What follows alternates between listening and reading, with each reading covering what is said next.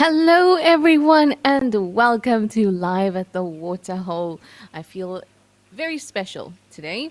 It's Friday, and it's the last work day before the weekend. Of course, that means nothing to the wildlife at all, but I'm hoping that all of you that are joining us are looking forward to the weekend. And I'm so happy that you've allowed yourself the space and the time to get stuck into the different cameras we have across Africa. I'm Kushala, by the way, and I'm going to be your guide for the next few hours as we move to different cameras. And we are starting off at no other than Kikuyu in Namibia, and we have elephants. Oh, elephants have been around basically on all the cameras, at least this week. Well, I've been doing live with the waterhole this week, so I can comment on this week, and it has really been elephant packed, lots of action. A reminder that we are live and interactive, so please do send through questions and comments. I'd love to know where you are, how you're enjoying the show, all those kinds of things. And if you have interesting questions or thoughts, those always help me along. They trigger my thoughts as well. And I love to learn, and I especially love to learn together. Now, remember, you can send through questions and comments by heading over to our website and registering. You can also use the hashtag Wild Earth on Twitter if you want to keep up with the conversation. And if you'd like to ask questions in the YouTube chat, make sure you write at FC.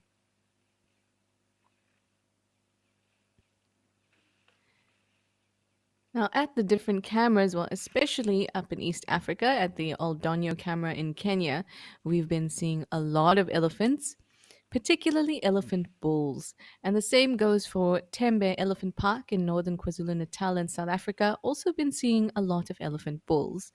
But here we have a breeding herd, and that makes it really, really special. I always love to see how young calves interact with the rest of the herd when they start to figure out their trunks. It can be really amusing. But what is particularly special about a breeding herd at a waterhole is that once everyone has drunk and the purpose of coming to the waterhole has been fulfilled, it almost turns into like a family picnic. The youngsters are very relaxed and they play with each other, and I just love watching that.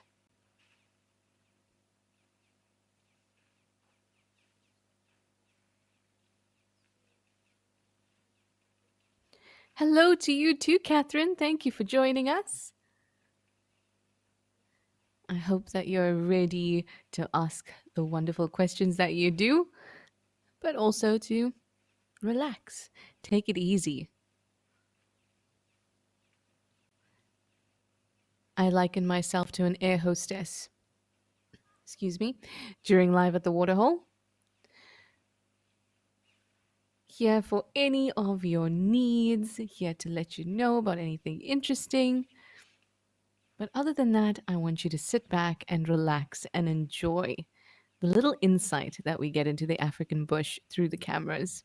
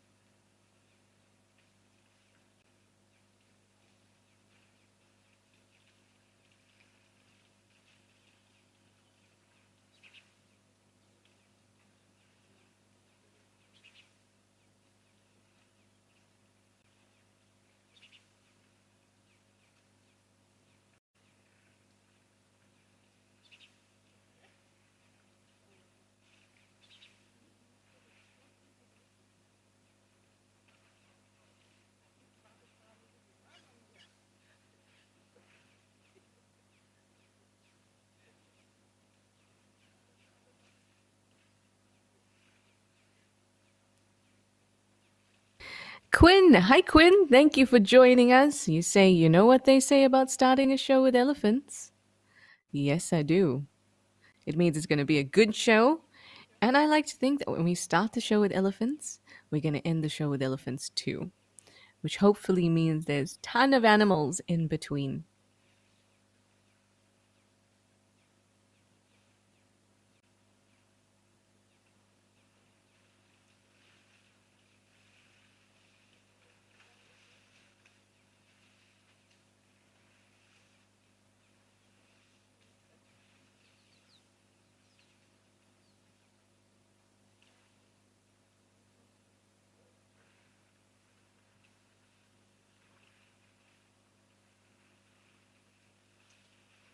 Hello to you too, Mercedes. Thanks for coming on board.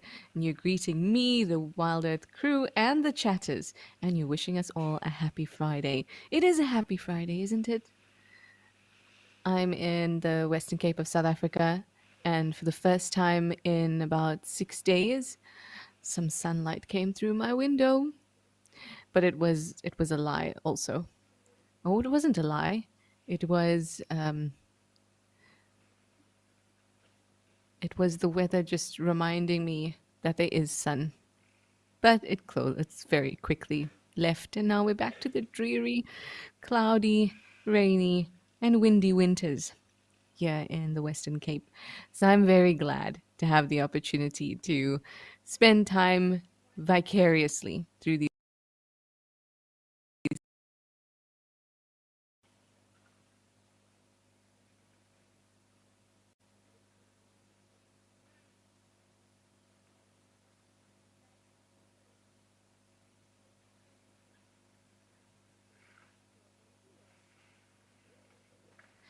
Kim Faustino, you say it's 6:35 p.m.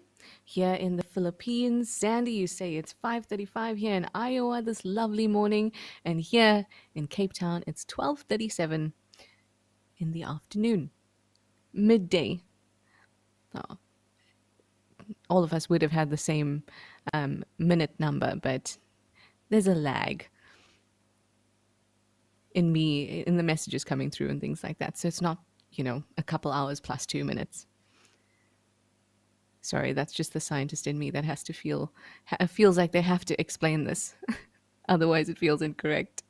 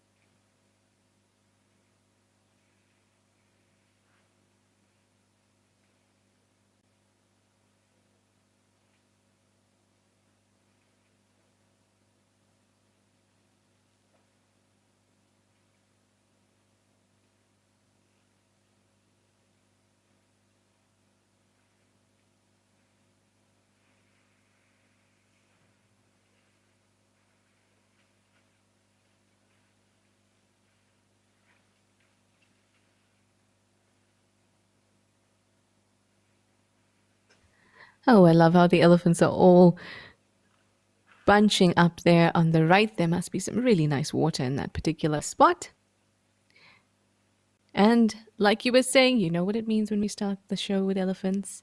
It means good luck for the rest of the show. And we've got some warthogs at Africam's Rosy Pan. So I'd love to head over and have a look at them because so often when we do see warthogs, they're running away.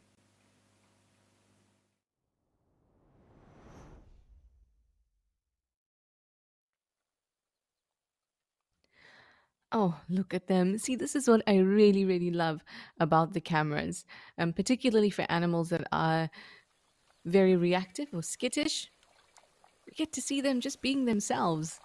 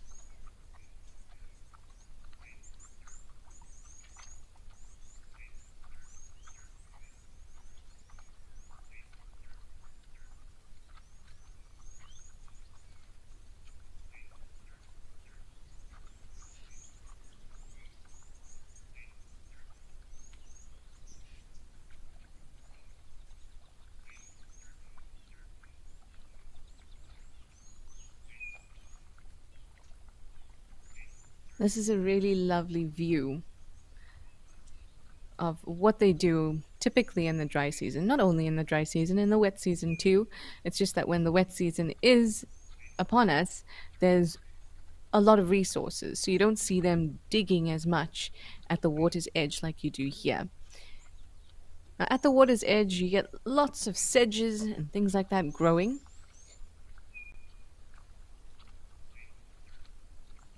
And they have rhizomes on their roots. So they're digging and getting all of those nice juicy bits.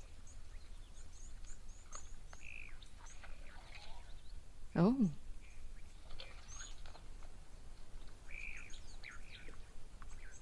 Now, in that little bit of aggression, you would have seen that crest rise. In fact, the one on the right, its crest is still a little risen.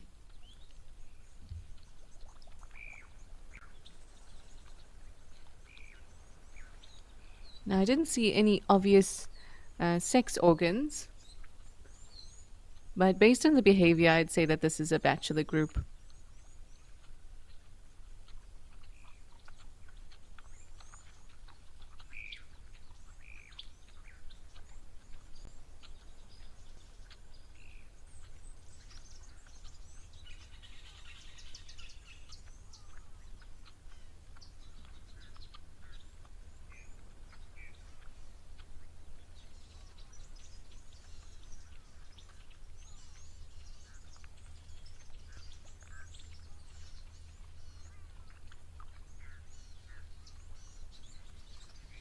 Hi, Caden. You'd like to know, is it true that female warthogs have false tusks? They're not false, they are tusks. And both males and females, or adult males and females, have tusks. It's just that those of the females are significantly smaller than those of the males, but they are still tusks. And they can still cause damage.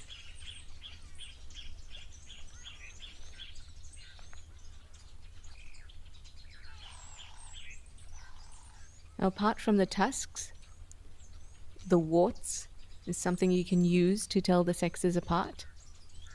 Males have much more well-developed warts, and they have two sets, I should say. One of them are kind of very close to the eyes at the top, and one are slightly lower. So 4 altogether on their faces, 4 individual warts, or 2 pairs. Now, females also have those warts. They're just not as developed as those of males.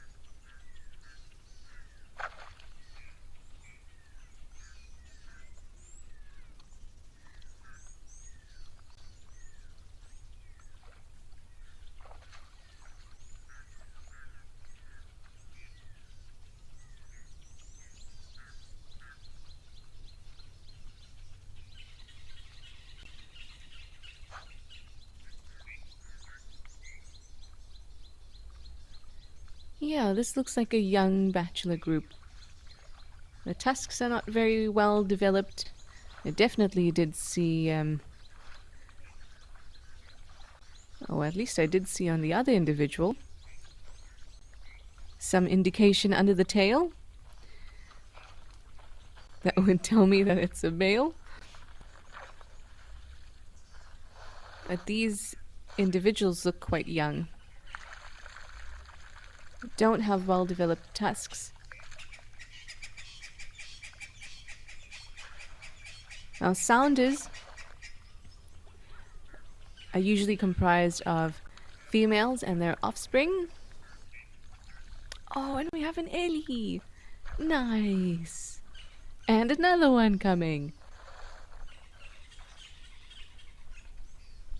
Ooh, this is the time to listen and enjoy yourself.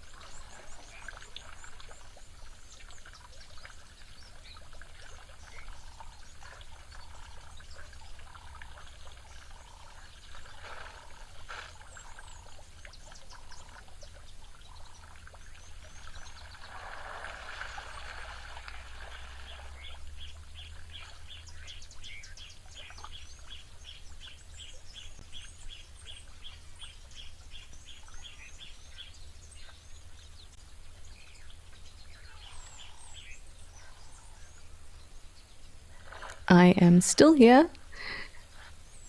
and continue to send through questions and comments. I just wanted to give us this peaceful moment of the elephants drinking. And then once they move off, we'll continue our discussions.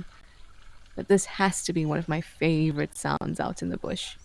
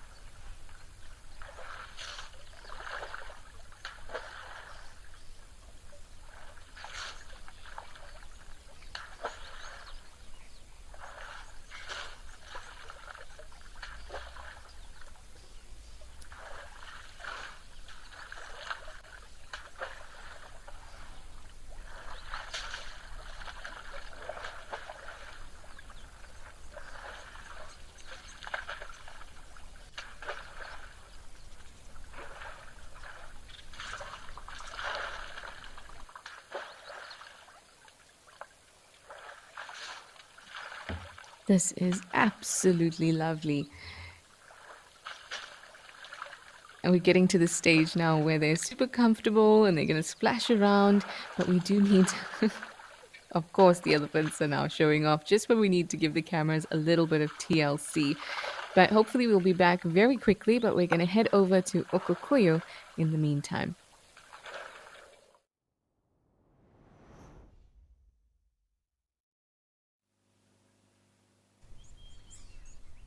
And what do you know? The elephants are still around.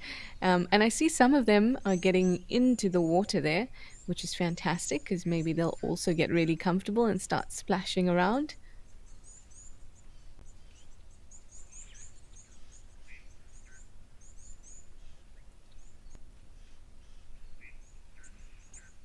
Oh, we had a nice question here earlier from when we saw the warthogs, but I think it's applicable even when we look at the elephants. So, Jillian, you wanted to know what's the liquid by the eyes? Now, I saw that as well with the warthogs we were looking at earlier, and you might also notice it on elephants. So, those are tears, but not in the emotional sense. So, many animals that live on land have to produce some kind of liquid to lubricate their eyes and also protect their eyes. It can also be antibacterial. So, liquid has to be produced by what's called a lacrimal gland in order to protect the eyes. But not all animals have tear ducts or any sort of duct that can help funnel that liquid away from falling down their faces. And elephants are one of those animals that lack that kind of duct. Now with warthogs, I'm not sure if they have the duct or not, but an overproduction of that liquid around the eye that's meant to lubricate it, that could happen. Imagine yourself as well. If you get something stuck in your eye or an eyelash in your eye, you're producing more of those tears in order to cleanse the eye. And sometimes your tear duct is not catching all of that. It can just fall off. So it might be that that's what we were looking at with the warthog. But 100% with elephants, they don't have a duct that can collect those tears or that fluid. So it just kind of runs down their face.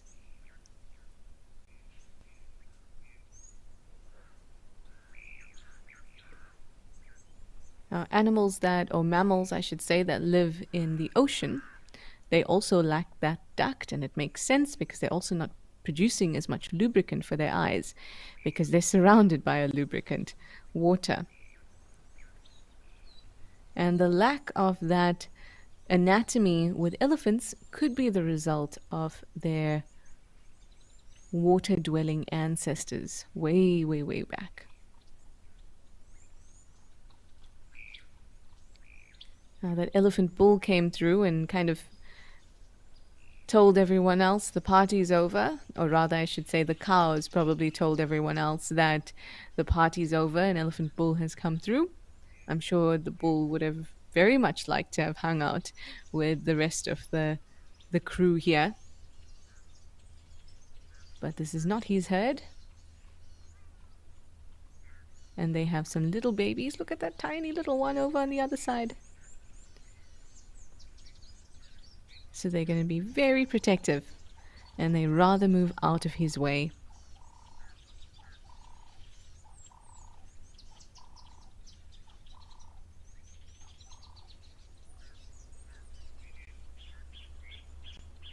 Oh, Bianca, you'd like to know, is it the equivalent of sleep or gunk that humans get in the corners of their eye? So animals do get that too. And the reason that humans get that, it's just because things have been moving around in the eye. So for one, imagine we all have the liquid in our eye, right? So when we're sleeping, we're not producing a whole lot of tears. That means that that liquid is getting a chance to evaporate a little bit. So what happens in the corner of our eye is really the same makeup as our tears. It's just the liquid has evaporated from it. That, together with any dust particles and things like that that would have been in your eye, it all kind of coagulates in the corner. So animals or other mammals have the same thing. If there's too much of particles or anything else from the atmosphere, and if you can imagine out in the wild there's a lot of dust, we don't have to really put up with that, but if there's a lot of dust, that gunk in the middle of the corner of their eye is going to form much quicker, and it doesn't even need a prolonged period of closed eyes for it to form. So that sleep is just a natural part of being able to produce tears in the first place, which many, many animals can do with the purpose of lubricating their eye.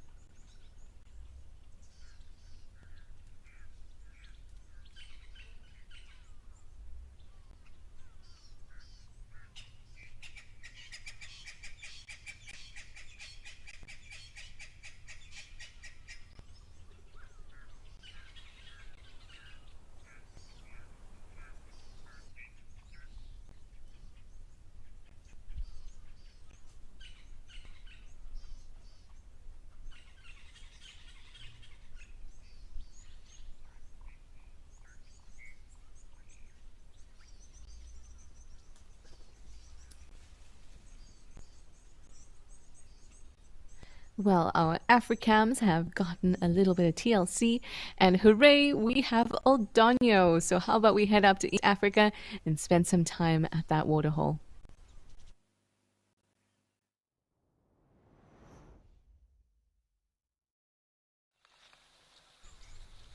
Oh, there's almost always something happening here. Elephants, giraffe, eland.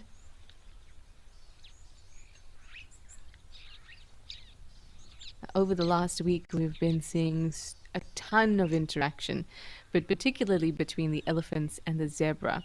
And I think that the zebra is still around here somewhere, but at the moment it's the giraffes that want to come down to drink and the elephants that are really showing their dominance.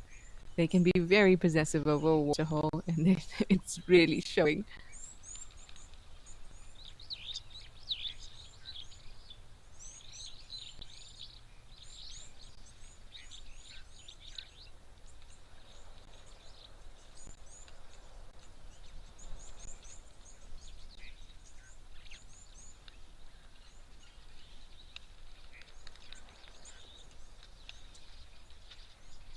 Before these questions get lost at the top of the chat, I just want to go through.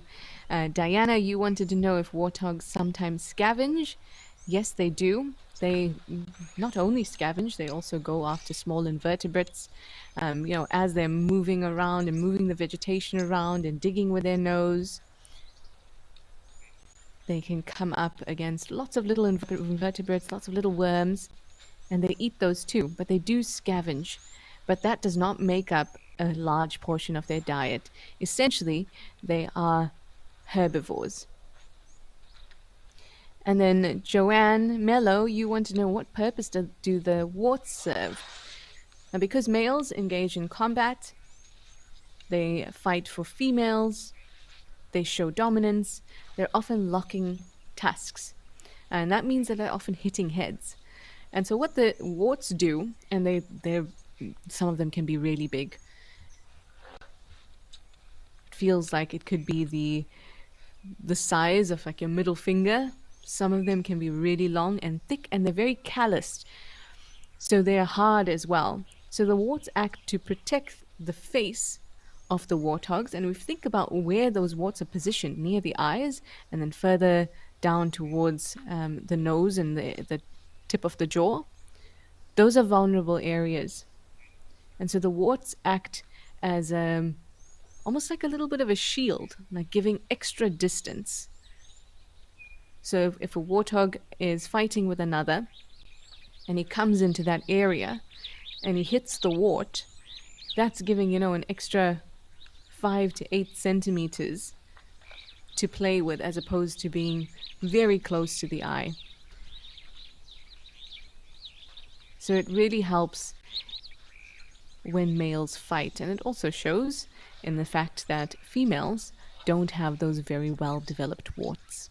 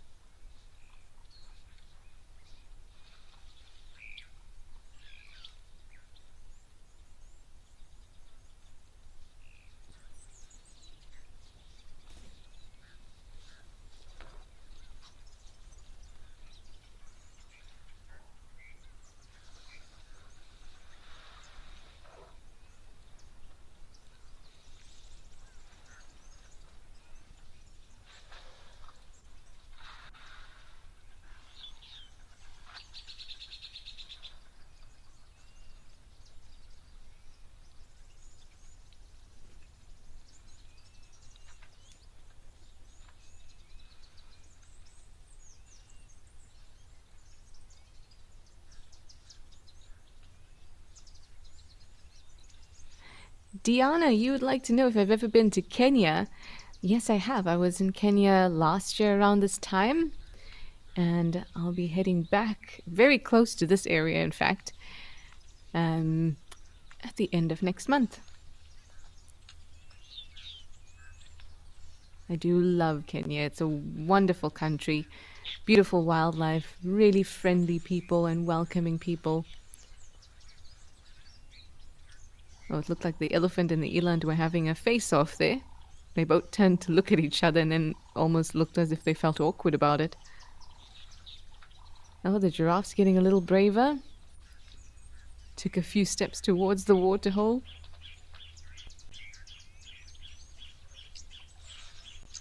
Now, the elephants are not terribly tolerant of other animals that come in and walk into the waterhole, because that just makes the water mucky.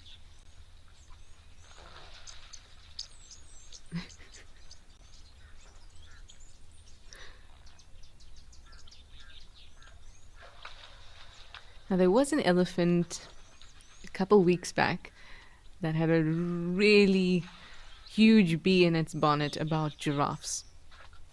It was letting the other animals drink, just not giraffe.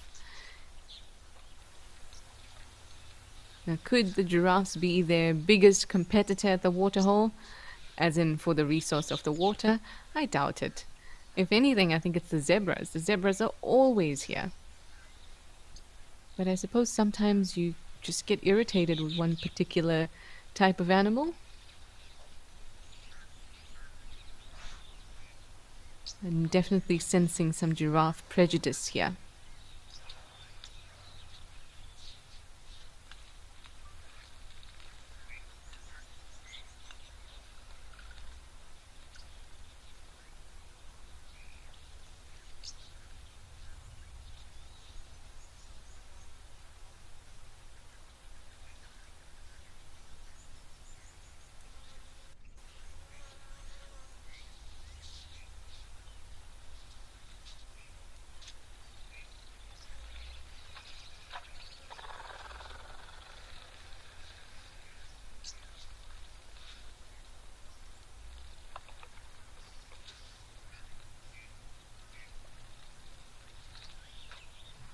Hudson, you would like to know so you wrote lions twice, but I think that you might have meant elephant.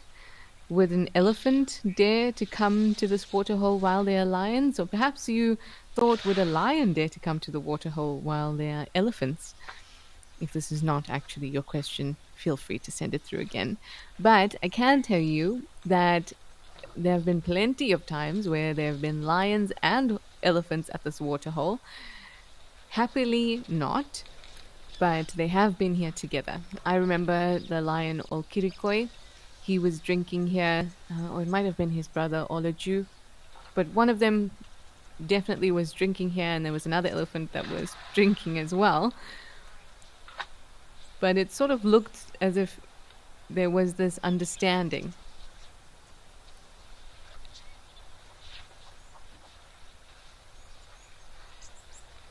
But both come to the waterhole. I mean, Olkirikoi really got chased by an elephant before, right into this camera.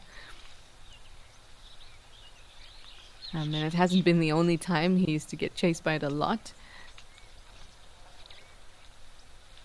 And other lions too. But at the end of the day, it's a scarce resource, especially at this time of the year. So if they need to have a drink, they're going to come and try at least to have a drink. And everyone is hyper aware of each other.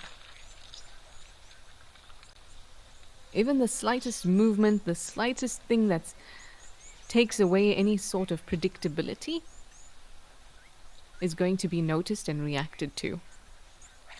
So even if a lion does come through now, okay, well, the giraffes are definitely going to run.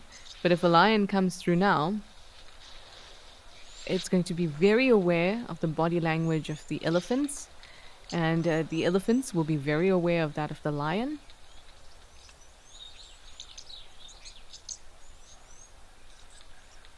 Ooh, I know. We're all thinking it, aren't we? The way that elephant looked at that giraffe reminded us of the way that elephant in the past looked at the giraffe and then got his tusks stuck straight into the giraffe and unfortunately killed him.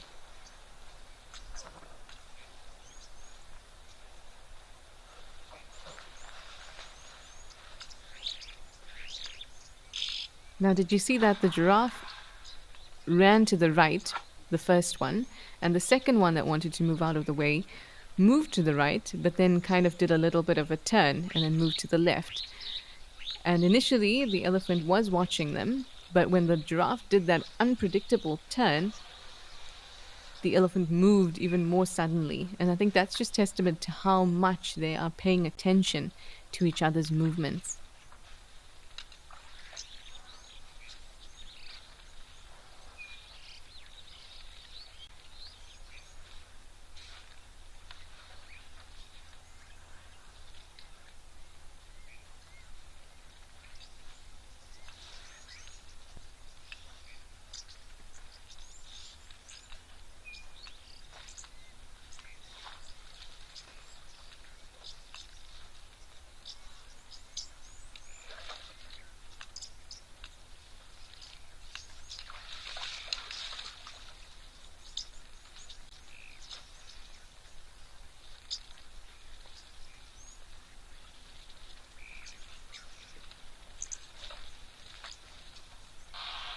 Hi, Venus. You wanted to know if there are ostriches in Kenya? Yes, they are. In fact, there's a subspecies that exists in this area, endemic to this area, and it's called the Maasai ostrich. I was about to say the Maasai giraffe, which is also a subspecies endemic to the area, but we're talking about ostriches, and yes, they do. They have the Maasai ostrich, which is a subspecies. It's also known as the East African ostrich. Oh, that's not going to be good for you, Eland.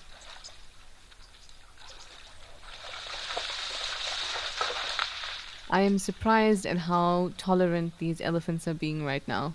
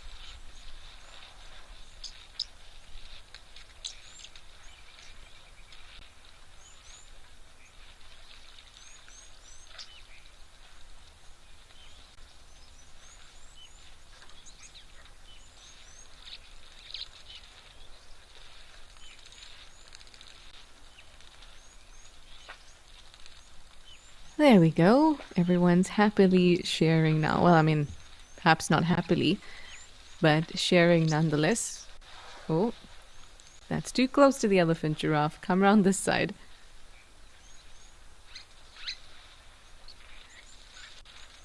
It's nice to see so many giraffe heads popping up like that.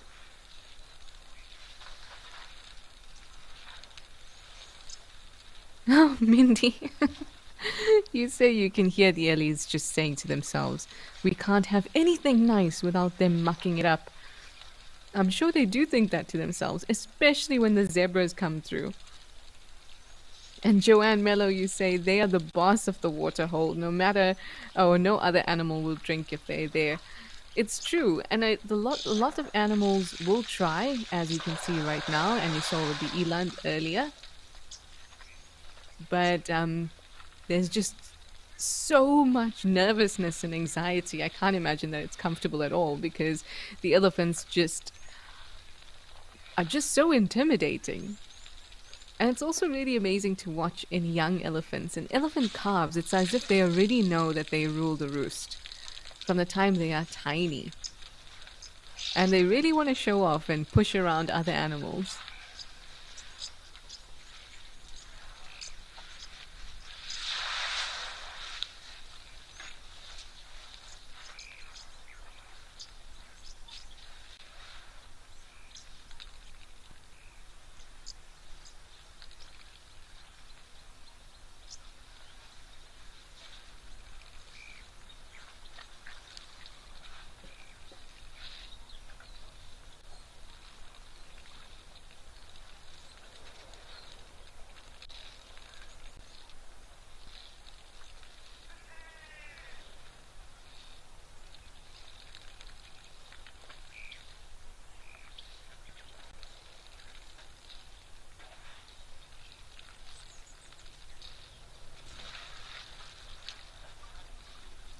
That's right, Sandy. You say it's good to see that the giraffes are coming in, but they also need to actually be able to drink.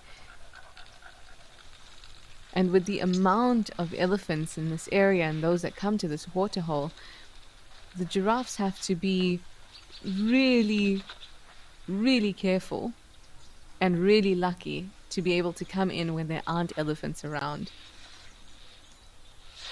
And it feels tense, right?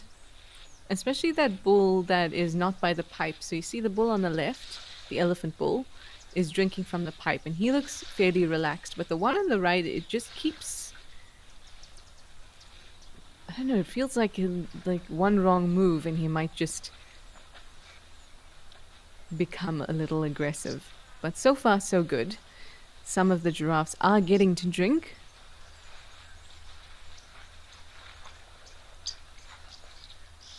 But they are hyper aware of that elephant and his movements.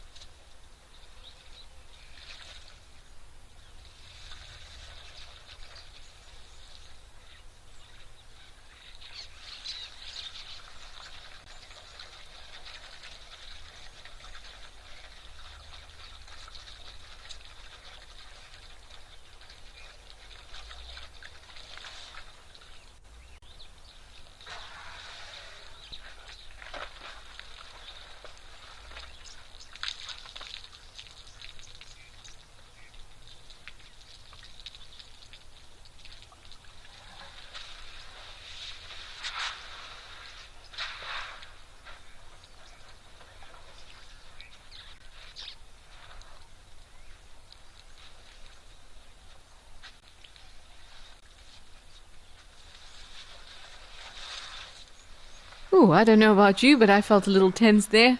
I just kept quiet and was wondering what is going to happen. But it was just another elephant coming through. And coming through and making quite a splash. Letting everyone know that he's definitely arrived and he's got friends.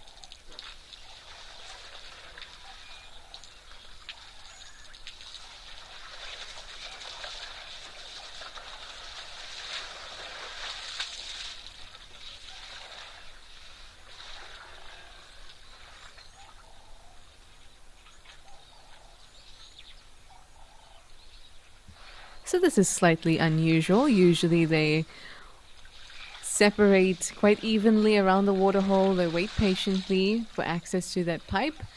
And they most definitely don't get right into the water like that. And I feel like that movement's gonna upset some of the fellow bulls in the herd.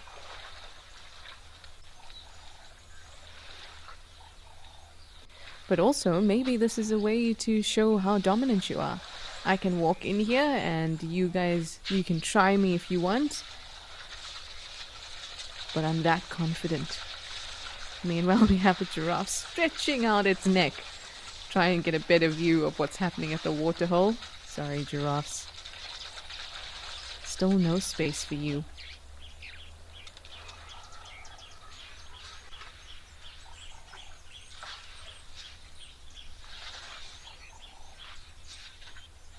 Absolutely, Mindy. It was really nice to see those giraffes and see them drinking. It really is a treat.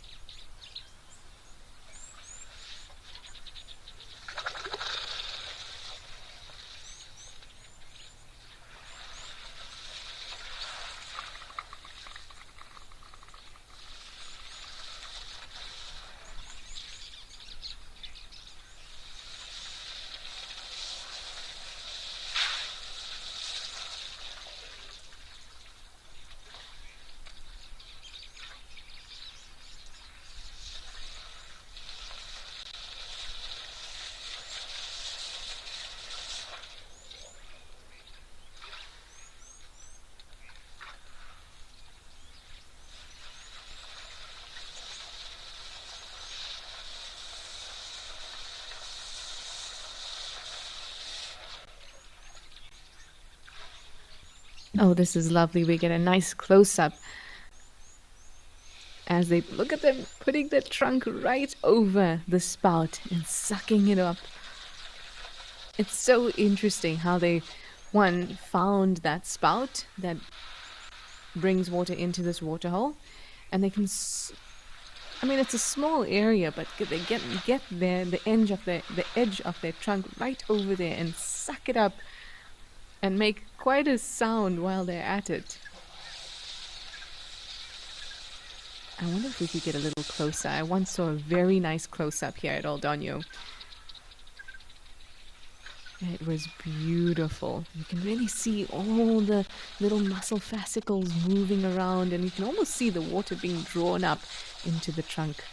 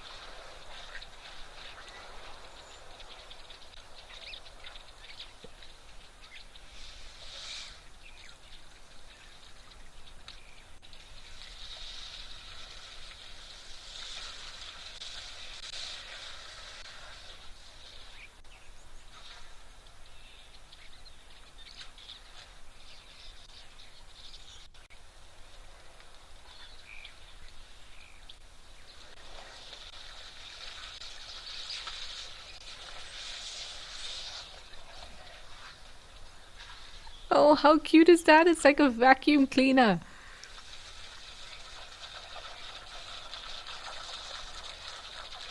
Sometimes their trunks remind me of earthworms, especially because earthworms are blind and they've got these segments. Oh, that is so sweet.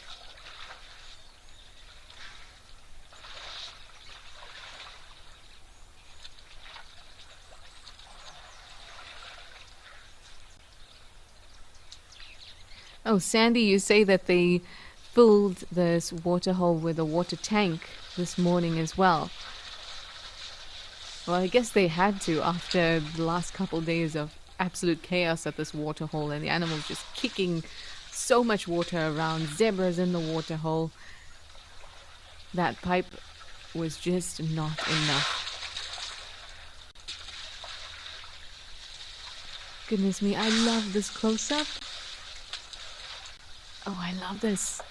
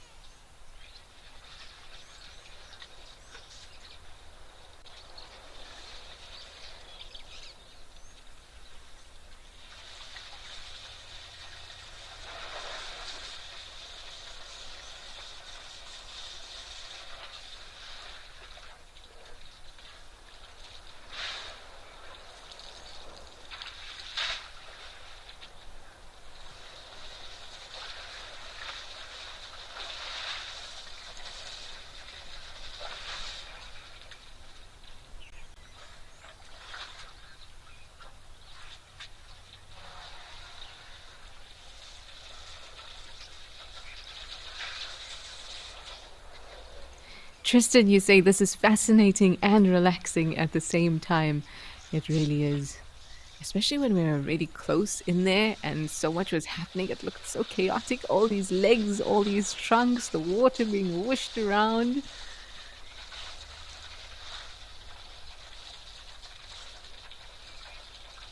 I love live at the waterhole for this. We get some really amazing angles that's pretty much impossible with our eyes because we can't change our field of view in our eyes, right? So during live at the waterhole and the use of the cameras, we can really get into some special, interesting, strange, but also relaxing and fascinating shots, like you say.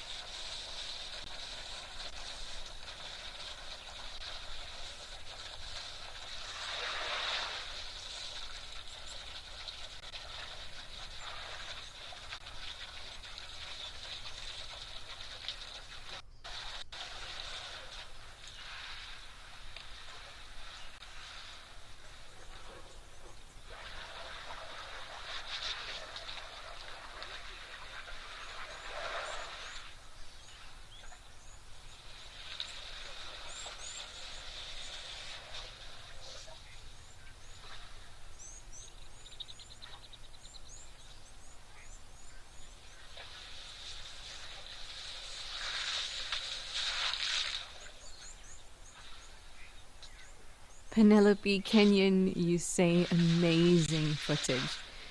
It really is. And in times like this, when we get this awesome, zoomed in images of elephants, it's a really wonderful time to notice the nails on the legs, notice the cushioning around the feet, maybe even the structure of the trunk, each one of those ripples and wrinkles. You can almost feel it, you can almost touch it.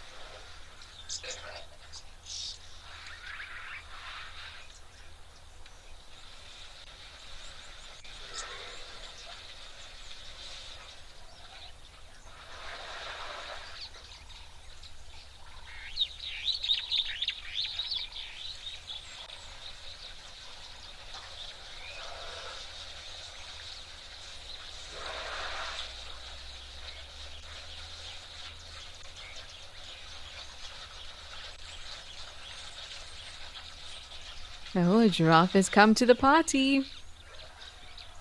You are outnumbered, giraffe, unfortunately. Maybe come back later.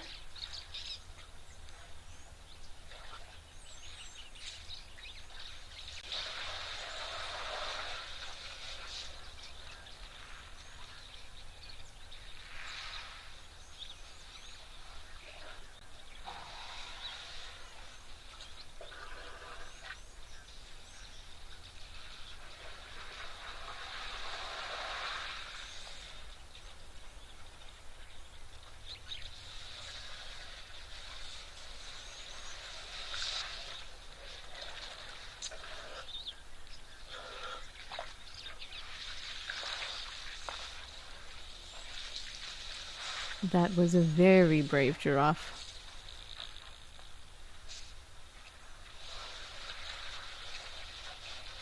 Well, we haven't seen our usual suspects amongst the elephant bulls. Didn't see one ton or no tail or twisted tusk.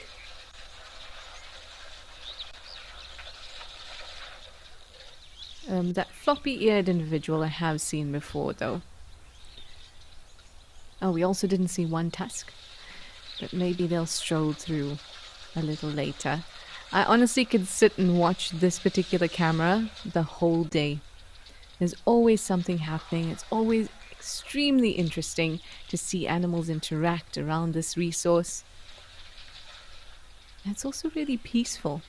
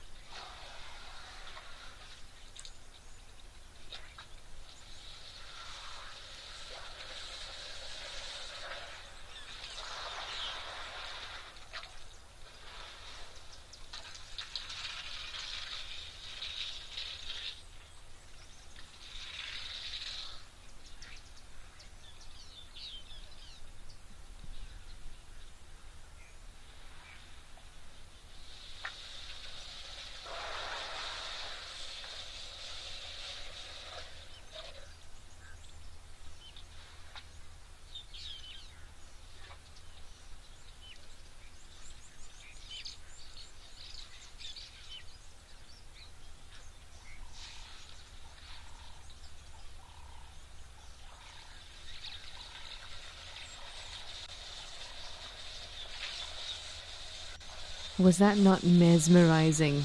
Just getting stuck in to the elephants drinking and just the entire landscape. Some very brave giraffe just hanging back, waiting patiently for their turn.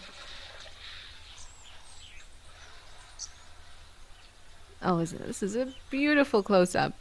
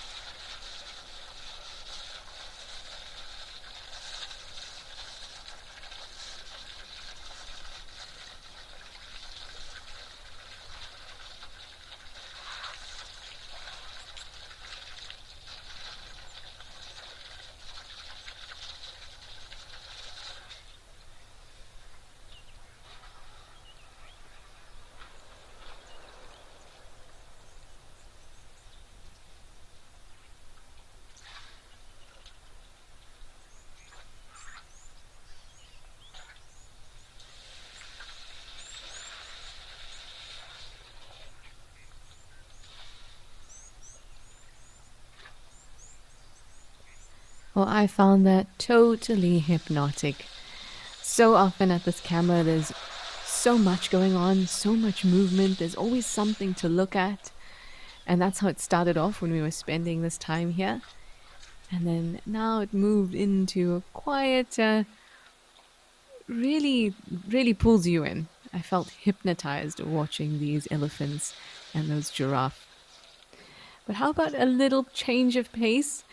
There's some elephants at Okokuyo in Namibia as well, so let's go over and have a look.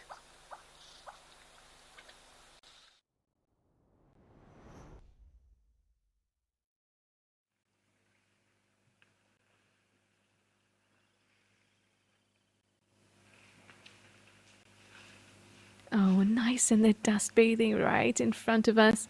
They've really taken over the waterhole. Look at those ones in the middle, having a good old play, swimming around. This is that elephant party I was telling you about. Oh, and a little baby collapsing in protest. I don't want to leave the pool. Oh, this is perfect. This is exactly what I love to see anytime I have an elephant sighting.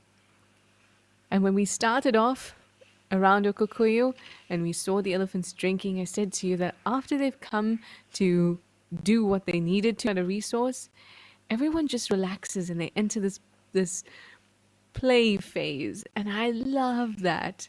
Those are the best elephant sightings when they're completely relaxed, so much so that they just want to play and enjoy themselves.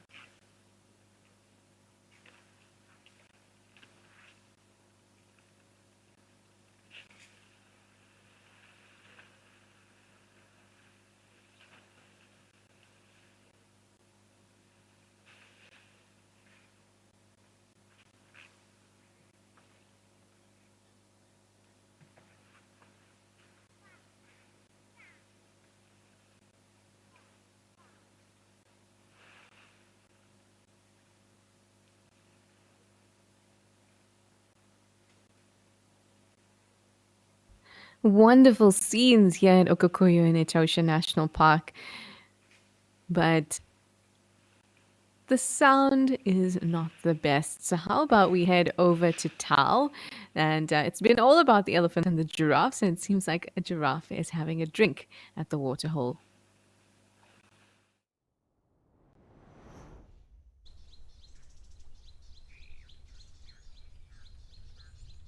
Oh, this is a magnificent elephant bull. Look at how dark he is. Also, look at how thick his body is. I hope that he hasn't had a drink yet and that we've caught him at just the perfect time. Isn't he magnificent? Oh, he's chunky.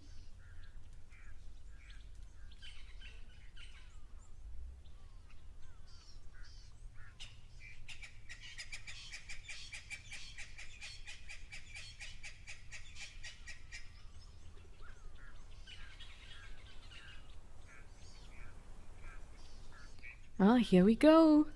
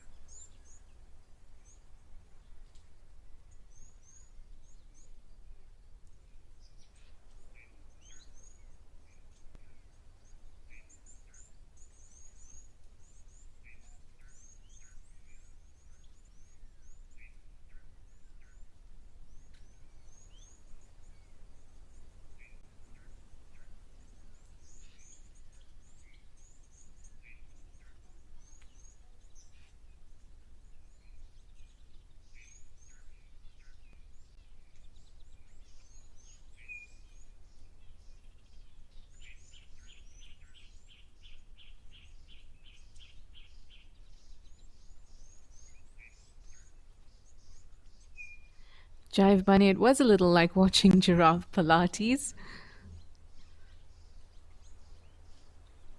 It's always a pleasure to watch them. And Mindy Pilipau, you say that's your favorite thing to watch in the bush.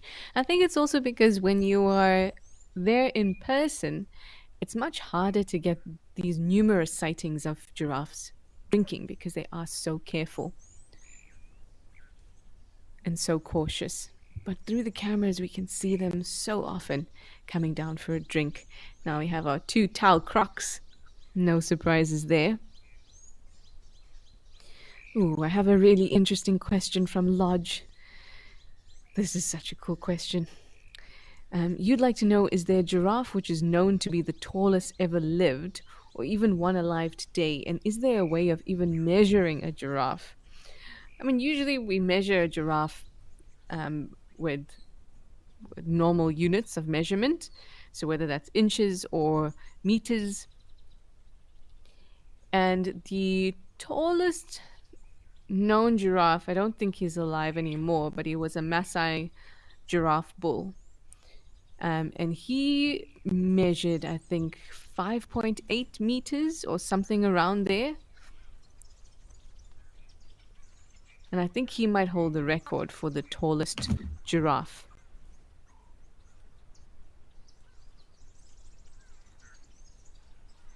But I'm not sure if you joined us yesterday. I was talking a lot about different prehistoric animals and their sizes and things like that. And so the tallest land mammal to ever exist was Paraceratherium, which was actually, I spoke about this animal yesterday as well. It was a hornless rhino, essentially.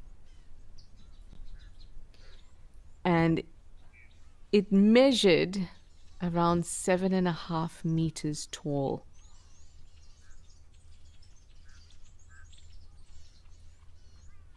Isn't that something? So at the shoulder, the different fossils measured around 4 to 6 meters.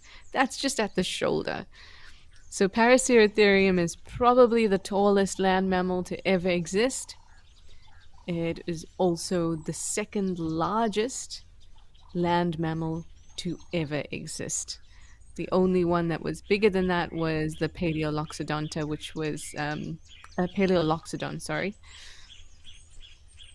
That was a proboscidean, just like elephants, related to elephants.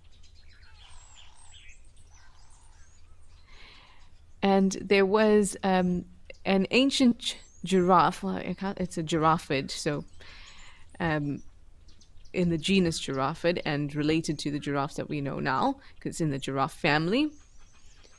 And it was called Civatherium. And it was one of the largest giraffe, or giraffids, I should say, to have ever existed. And it is also the largest ruminant to have ever existed. Civatherium.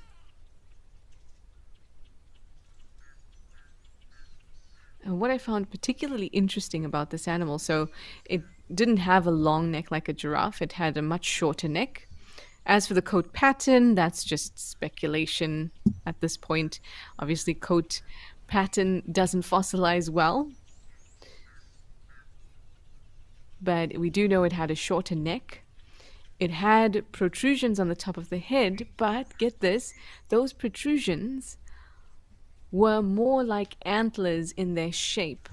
So flatter, like flat and wide, almost like serving platters or ridged serving platters on their heads. So not ossicones like we know today, but they did have two ossicone-like structures on their heads as well. So so just like this giraffe in front of us, two ossicones in the front, and then behind those, imagine two plate-like, antler-like structures.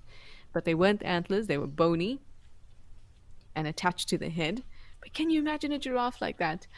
But Civatherium was not as tall. Definitely not as tall as Paraceratherium, which was the ancient hornless rhino, which was the tallest animal, land animal, that is. I find these things incredibly interesting.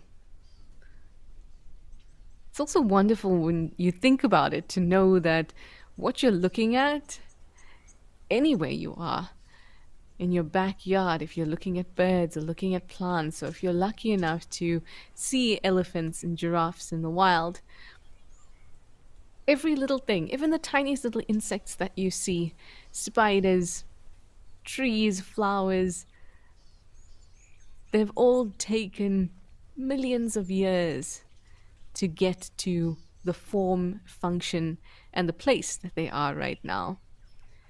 It just makes me appreciate life on this planet and how complex and intricate it is. It's almost comforting. And that goes for everything that exists right now. Tiniest fungal spores, maybe things we even don't really like bacteria and viruses. All those things took time to develop to the stages that they are right now. I love that. Makes me just forget about any kind of woes that you may have in life. Just this understanding that so much is happening all the time on this planet on an unimaginable scale. And all of it has nothing to do with you. And it's all going on and carrying on to the best of its ability. And it has nothing to do with us. Somehow I find that very comforting.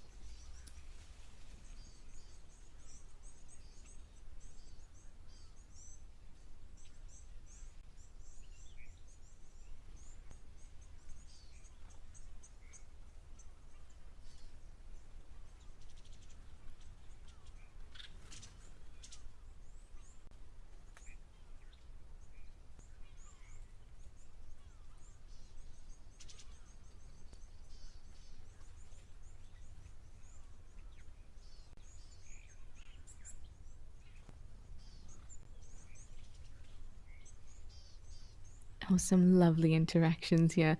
Dust bathing, a little bit of chasing. Good old family time. Ooh, Puma concolor. You say, imagine if Panthera atrox or Myricynonyx was still alive today. That would be amazing. Although it would also, I suppose, change everything we know about wildlife. Well, particularly um, in the Americas or North America.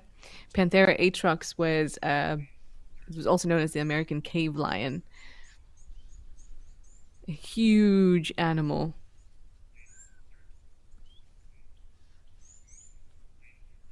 It could have weighed about 500 kgs. Can you imagine a lion or a felid? 500 kgs. That is huge. The other interesting one is Acinonyx pardonensis, also known as the giant cheetah, related to the cheetah that we know today. About twice the size of the cheetahs that we know today. And Myricynonyx is also larger than the cheetahs we know today and resembled a cheetah very much. But it existed again in North America. But is apparently not closely related to the modern cheetah and may actually have been more like parallel evolution as opposed to being related. But all these magnificent, huge animals that existed in the past, how crazy that time must have been. Oh, the other one is Pachycrocuta, a huge hyena. Oh, I love thinking about these things.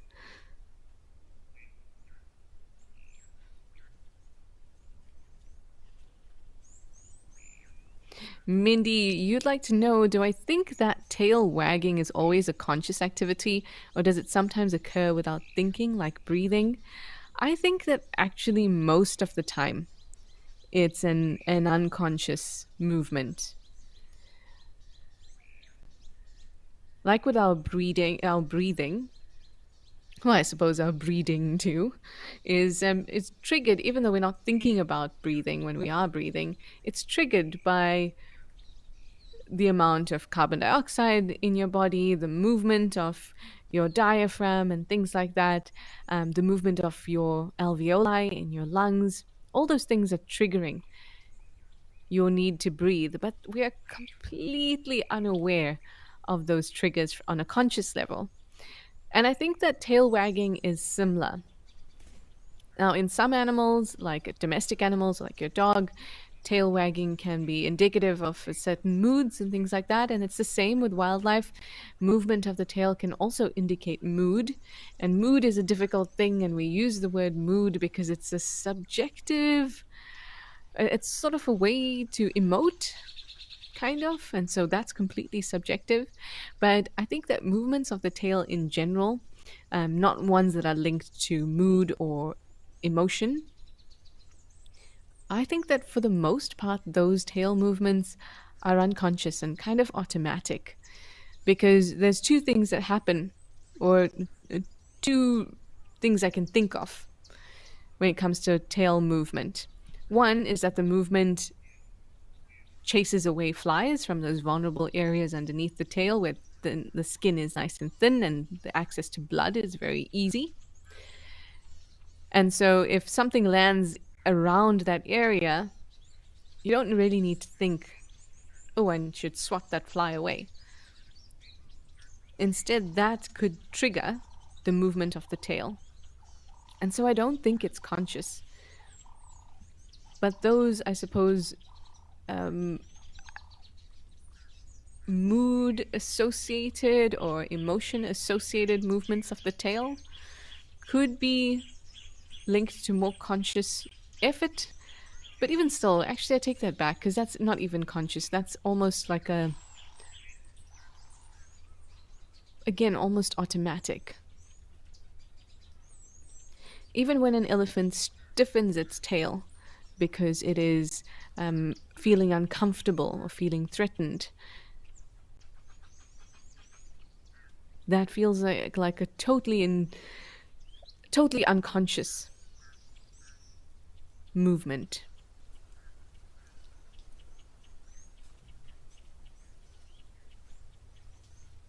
We've got an ostrich in the back there. Oh, we kind of have it all.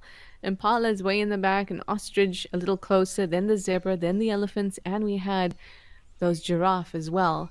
And they look like they're making their way to the loose stones, this mineral-rich area where it's particularly white. You can see the zebras with their heads down, making their way to that area. Maybe going to chew a little sand, enjoy a little geophagia.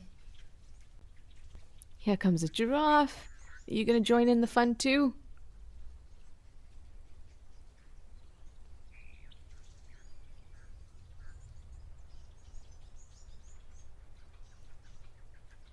I'm sure there's a lot of chewing and licking going on there because plenty of salts in that area, plenty of minerals, all going to be super helpful to animals wanting to supplement their diet.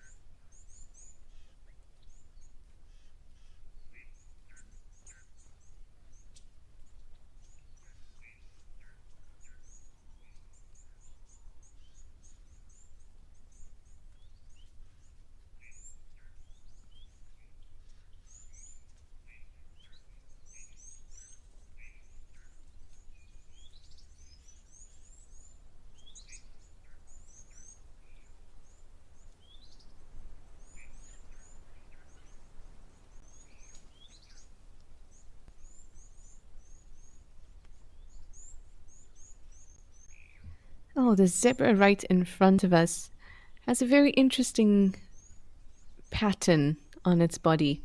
You can see the usual stripes, and then it's kind of like a U and an upside down U. It almost looks like an hourglass right on its flanks there on the side of its body.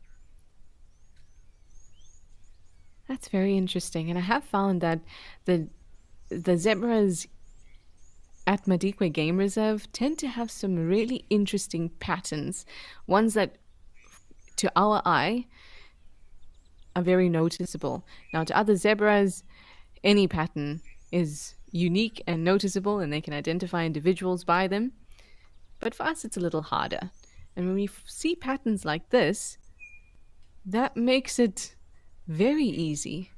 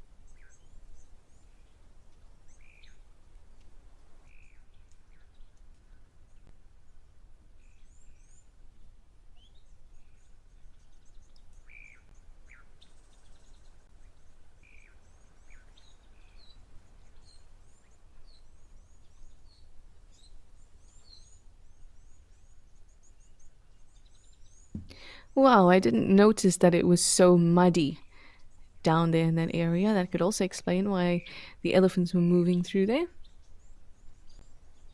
Great spot to get their mud on. So I think this is the same individual we were looking at earlier that has the hourglass on the other side of him. This side also has an interesting pattern.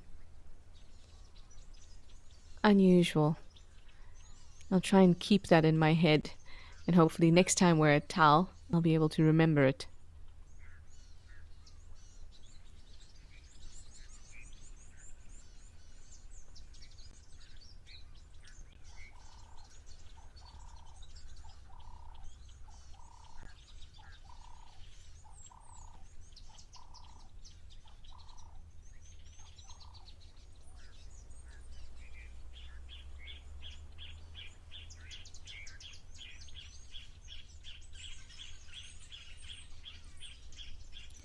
Well, we have just under 2 minutes left together before I hand you over to whoever is in the tent today. I think that Steve is doing on safari and is in the tent getting ready for all of you.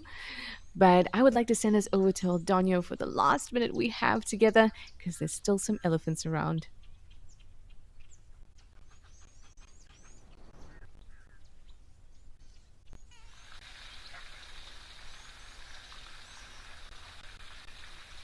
Fantastic and beautiful sounds, blue skies, sun coming through. Oh, this is amazing. This is exactly how I would like to end our time together. Now, the water truck just came and filled up the water hole. It seems like they have to do that quite a bit recently.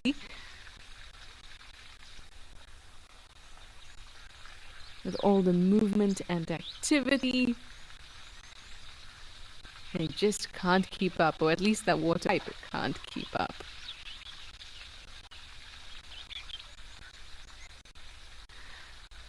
And this was stunning.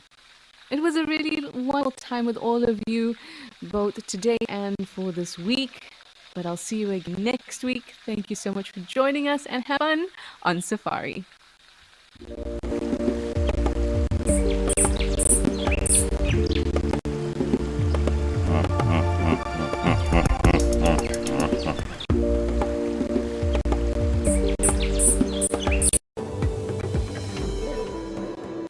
Everybody, hello and welcome to the tent here on what is a very warm afternoon here in Djuma Private Game Reserve.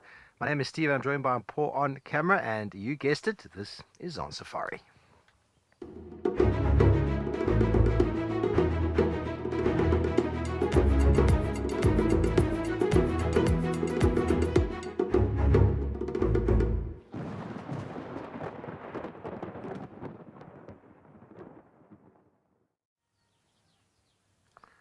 Hello everybody, good afternoon and welcome to the highlight show that we have here for you the last 24 hours. And it was, I must say, quite a busy 24 hours with regards to characters, alive and dead, so to speak. A very, very interesting morning and a very awesome afternoon for